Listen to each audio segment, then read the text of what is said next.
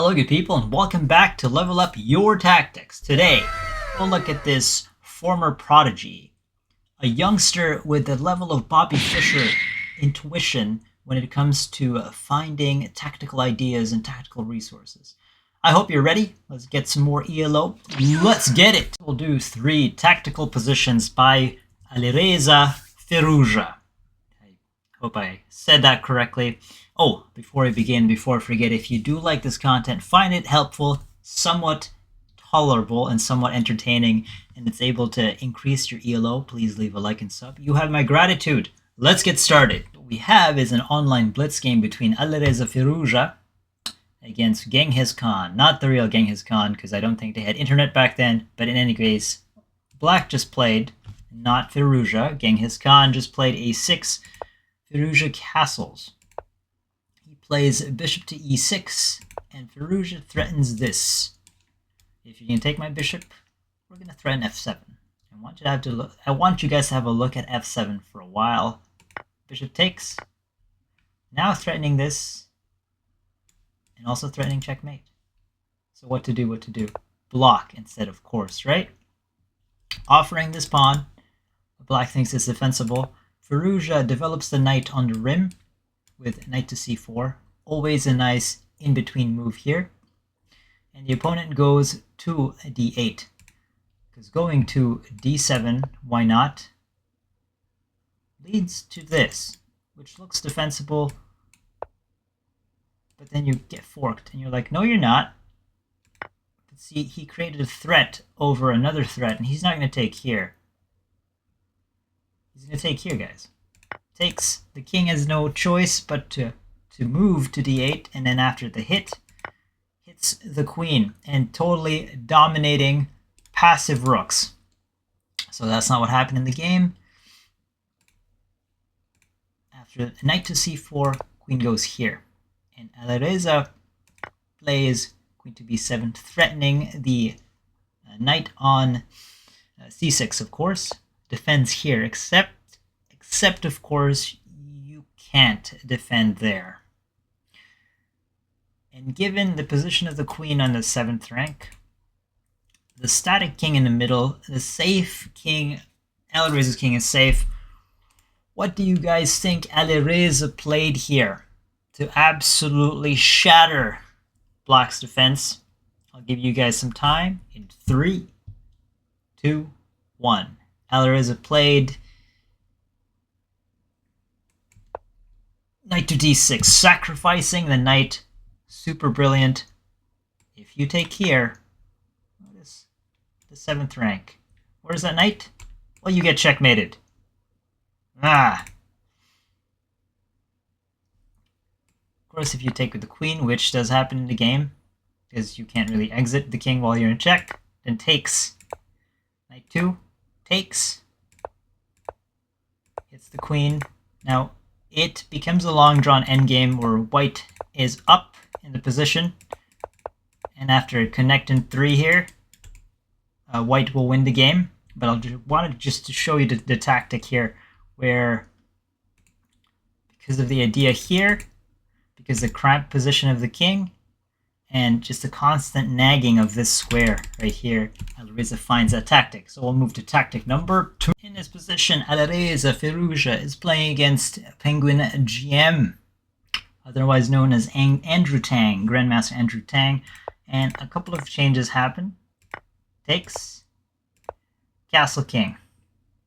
Notice that distinction, castle king, bishop to e7, rook to e1. There's extra ideas already with that move. Bishop to e6, knight to d3. And I'm very curious why Black didn't castle here. But after knight to f4, threatening this, of course, of a pin, he played there. He could also play king to d7, and after knight to d5, rook a. Because there are no queens on the board, although it looks quite dangerous, maybe you can transfer your king here, boot this out first, or boot this out first, and transfer your king. Black is totally fine. But of course, because this is a tactics video, Black is not fine. So after knight to f4, tries to prophylactically do that. But then white just nags him. Notice how the king needs to move, but this piece is pinned, and now he just nags this. Just g6 gets nagged. And in this position, Alireza played something very beautiful. Alireza plays bishop to h6, sacrificing the bishop, of course. And it's two tactical motifs at once. If you take, which is what he did, and you have this knight move. If you don't take and go here, then your position gets wrecked. Knight takes on g, threatening with tempo, threatening this. You go back, and then the pin, it is massively an ugly position, just horrid position. You have two rooks bearing down in the center, your king's in the center. Oh, you should have castled, my man, you should have castled. So, in the game, after this whopping move, takes. Now you can't take. You're down to exchange, so takes. You can't take with the king because this drops, so you move it away. But then Alireza counters with h4. This is the only exit square, so if you leave it, the white knight gets to escape, and it does. And in this position, Penguin GM and Rutang resigned. The last and final position is with Alireza Firouzja playing as black. I don't know who was playing against when I uploaded the PGN to Lichess, but it is extremely instructional, and it's a nice bonus coup de grace end to the tactical session that we're having. Just analyze the position.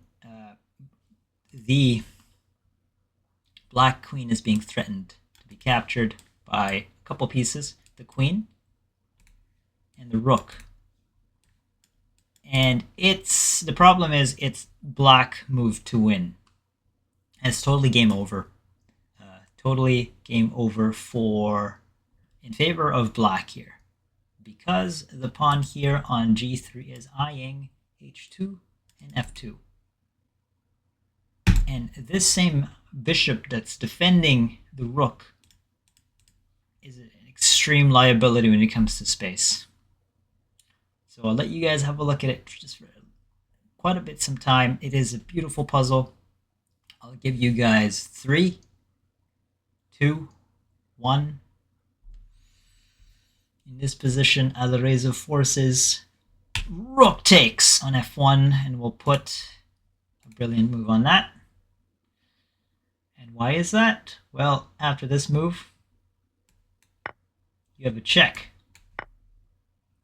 And you're like, okay, what's up with that? If you go here, because of this and this slice, that, my friends, is a checkmate. You're like, okay. I'm not impressed yet. What if I block? Well, this exit square does not exist. And guess what? This is a reverse pin with rook to f1. You can't take it. It's utterly beautiful. It's one of those just as many brilliant move exclamation points you can play. Yeah. Just the first time I saw it, actually I was able to solve it. Took me some time, a minute or two, and I'm like, whoa. I wish I could do that in some of my games. Anyways, guys, I'll see you guys later. Hope you guys get something out of that. So the first game was creating a consistent threat and then punishing a king that hasn't castled. In game 2, it's pins and pins and pins with a fork, wrecking the position, the pawn structure, and then knight 2 f6.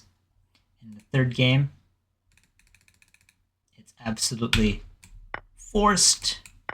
No exit squares, so check first. This queen is helpless to act. Checkmate here, or dominate the diagonals and finish the game. I'll see you guys later.